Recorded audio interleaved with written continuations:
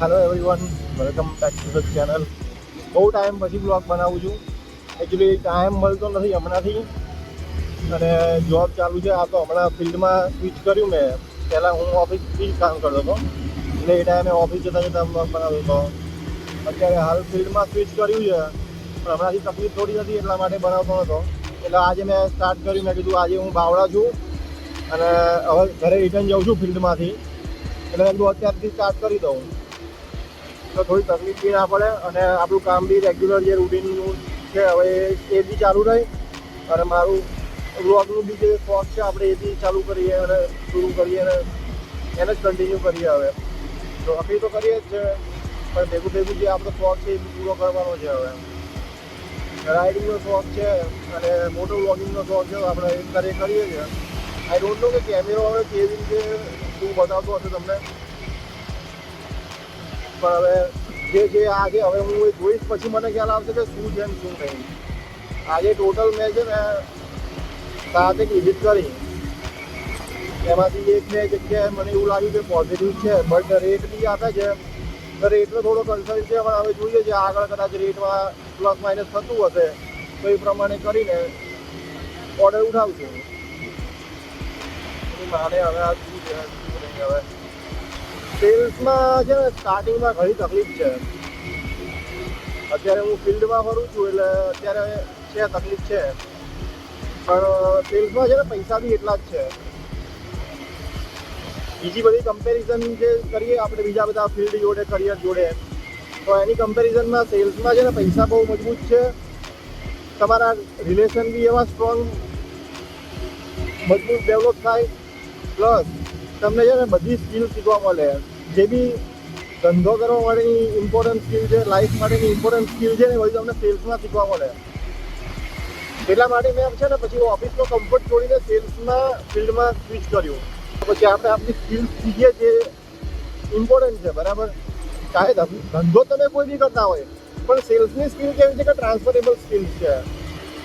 તમે પરસ્યુએશન, negotiation, communication આ બધું છે ને સેલ્સમાં શીખો, અને તમે છે ને કોઈ બી ઇન્ડસ્ટ્રીમાં અપ્લાય કરી શકો. પ્રોડક્ટ તમારું કે સર્વિસ તમારું અલગ હોઈ શકે, પણ સેલ્સમાં જે સ્કિલ્સ શીખીએ ને એ છે ને તમે બીજી ગમે તે ઇન્ડસ્ટ્રીમાં ટ્રાન્સફર કરી શકો છો. હાલ જે છે હું ઘરે જઈ રહ્યો છું.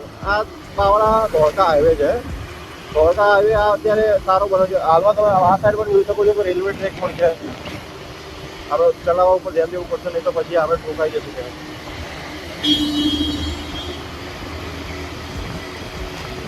પેલી સાઈડની અંદરથી એક રસ્તો છે, પણ ત્યાંથી ના ગયો તો ત્યાં રસ્તો એટલો ખરાબ છે ને મિત્રો કે ત્યાં આગળ બાઇકના જમ્પર જતા રહી, તમારા જમ્પર જતા રહી ખુદના. જો અહીંયા છે ને નાગેશ્વર મહાદેવનું મંદિર છે, અહીંયા ઉનામાં જૂનું મંદિર છે. આ જય નાગેશ્વર દાદા. તમે સનસેટ જોઈ શકો છો કે અત્યારે હાલમાં કેવો જોરદાર થઈ રહ્યો છે.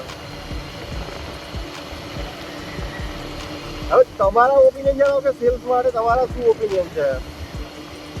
મારા ઓપિનિયન તમને કીધા, તમે શું વિચારો છો સેલ્સને? કેમ કે ઘણા બધા લોકો છે ને સેલ્સને છે ને નીચલી કક્ષાની જોબ માને છે, બટ જે માને છે એની કરતાં તમે સારું વધારો કમાતા હશો. મારું માનવું એવું છે. તો બટ છે હવે મેન્ટાલિટી લોકોની છે કે તમે MBA કર્યું ને મેનેજમેન્ટમાં ભણ્યા છો, એન્જિનિયરિંગ કર્યું ને સેલ્સ કરો છો, બટ સેલ્સ તમને છે ને સ્કિલ શીખવાડે છે જે તમને બીજું કોઈ કરિયર નહીં શીખવાડતું. લાઈફ લોંગ સ્કિલ શીખવાડે છે જે તમને જીવન જીવવા માટે, રિલેશન બિલ્ડ કરવા માટે કામમાં આવે છે. અને તમારું નેટવર્ક જેટલું હશે ને એટલી તમારી નેટવર્ક હશે, એટલું ધ્યાનમાં રાખવાનું. એટલે નેટવર્કિંગ માટે બહાર નીકળવું પડશે, ઓફિસની બહાર નેટવર્કિંગ કરવા માટે નીકળવું પડશે. અત્યારે પેલા માથી ઇકોમાંથી જોઈ રહ્યા કે આ શું લગાવી નીકળ્યો છે. લોકો જોશે, લોકો કહેશે, લોકો મજાક બી ઉડાડશે, પણ તમારું કામ છે તમારે ઘરે રાખવાનું છે, બરાબર. કોઈ તમારું કામ કરવા નહીં આવે, કોઈ તમારા ઘરે રોટલી ખવડાવવા માટે નહીં આવે. તમને તમારે જાતે અર્ન કરવી પડશે.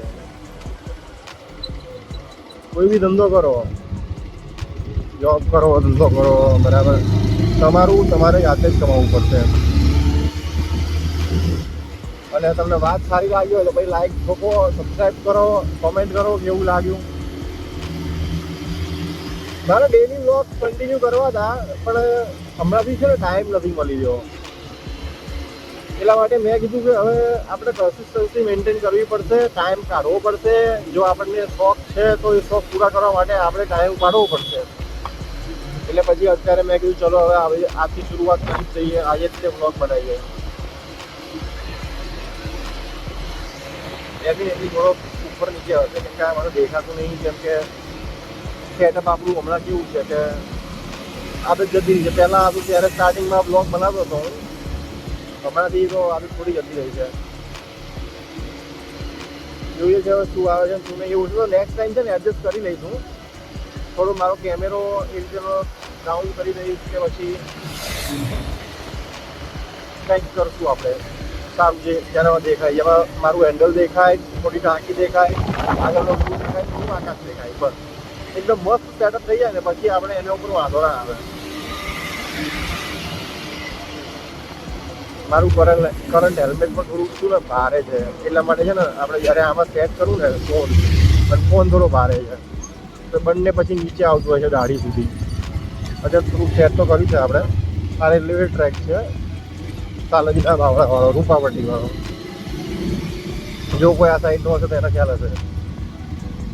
હવે કોમેન્ટ કરો મિત્રો કે તમે ક્યાંથી મારો વ્લોગ જોઈ રહ્યા છો, ક્યાં મારો વ્લોગ પહોંચી રહ્યો છે. મને ખાલી એટલું જણાવો એટલે મને ખ્યાલ આવે. આપણે આવા જુવાલ રૂપાવટીથી આપણે લેફ્ટ ટર્ન લેવાનો છે અંદરની સાઈડ, સીધું આપણું ગામ આવશે. પછી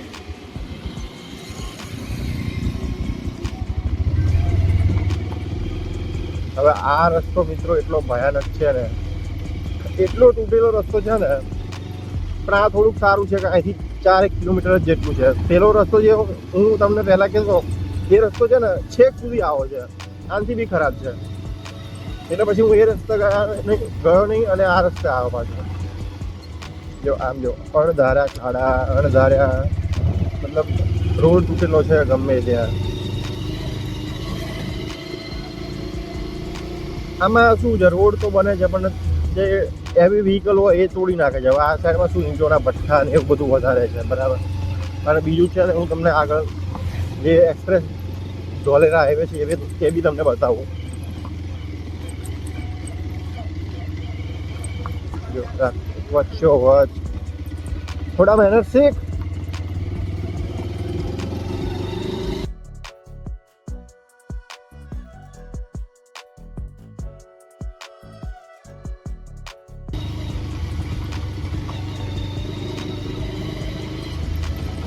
જો આ સામે જે રસ્તો દેખાય છે ને એ છે ને ધોલેરા હાઈવે છે, ધંધુકા ધોલેરા હાઈવે, જે એકદમ મક્ખન છે, એકદમ જોરદાર, જ્યાં આગળ ડ્રાઇવિંગ કરવાની બહુ મજા આવે.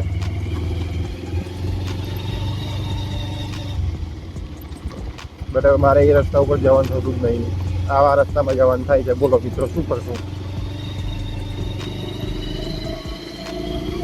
મારું રૂરલ એરિયામાં જે છે પોસ્ટિંગ છે એટલે મારે એ સાઈડનું બધું જોવું પડે.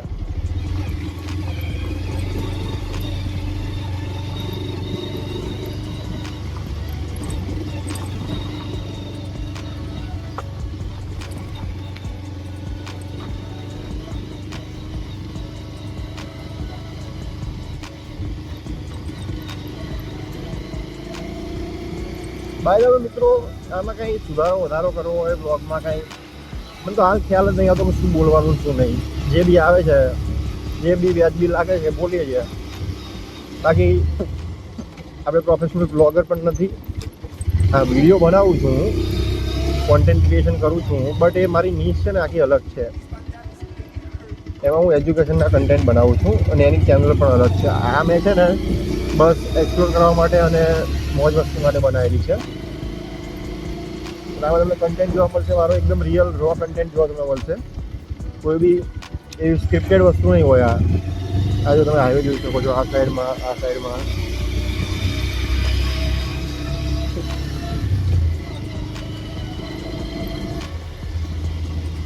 એથી તમે ઉપર બી ચડાવી શકો છો. આગળ જઈને ઉપર ચડાવી દેવાનું.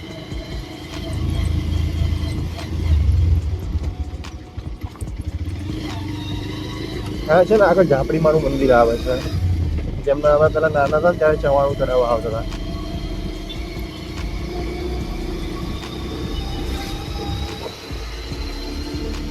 તમને મંદિરે દર્શન કરવા બી લઈ જાઉં. ચલો.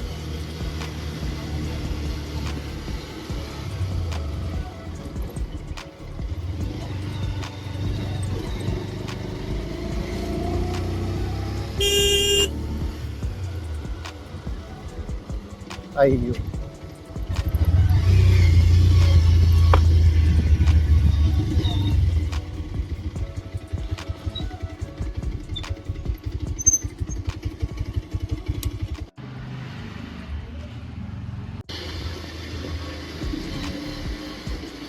મિત્રો હવે બ્લોગ કદાચ હું અહીંયા જ એન્ડ કરી રહ્યો છું. માતાજીના દર્શન કરી લો તમે, પછી આપણે મળીએ બીજા બ્લોગમાં.